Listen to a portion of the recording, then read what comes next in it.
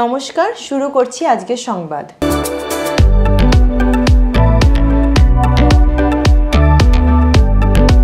রাজ্যের বিভিন্ন সরকারি ও বেসরকারি বিদ্যালয়ে বছরের নানান প্রদর্শনীর আয়োজন করা হয়। এই সমস্ত প্রদর্শনীতে বিদ্যালয়ে পাঠ্যরত ছাত্রছাত্রীরা তাদের হাতে তৈরি মডেল প্রদর্শন করে।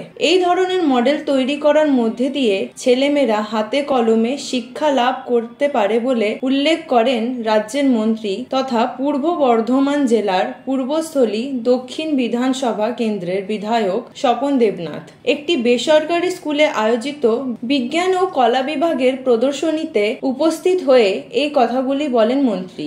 তিনি বলেন, আমাদের দেশে বেশিরভাগ ক্ষেত্রেই ছেলেমেয়েরা পুঁথিগত শিক্ষার ওপর অধিক গুরুত্ব আরোপ করে। নির্দিষ্ট কিছু সিলেবাস মুখস্থ করা এবং পরীক্ষার খাতায় উত্তরের আকারে তা লিখে আসার মধ্যে দিয়ে তাদের শিক্ষার গুণগত মান যাচাই করা হয়। কিন্তু বিশেষ করে বিজ্ঞান শিক্ষার ক্ষেত্রে হাতে কলমে শিক্ষার গুরুত্ব অপরিসীম। তাই যখন কোনো বিদ্যালয় ছাত্রছাত্রীদের নিয়ে মডেল প্রদর্শনীর আয়োজন করে তখন তাতে সবচেয়ে বেশি উপকৃত হয় বিদ্যালয়ের পাঠ্যরত ছাত্রছাত্রীরা। তিনি আরো বলেন, বিদ্যালয়ের পরিকাঠামোগত উন্নয়নের পাশাপাশি ছাত্রছাত্রীদের গুণগত মানের উন্নতি করাটাও যথেষ্ট জরুরি। আর সেক্ষেত্রে মডেল প্রদর্শনীর মতো হাতে কলমে শিক্ষার বিষয়টি অত্যন্ত তাৎপর্যপূর্ণ। উল্লেখ্য, এবার এই বিদ্যালয়ে 600-রও বেশি মডেল প্রদর্শনের ব্যবস্থা করা হয়।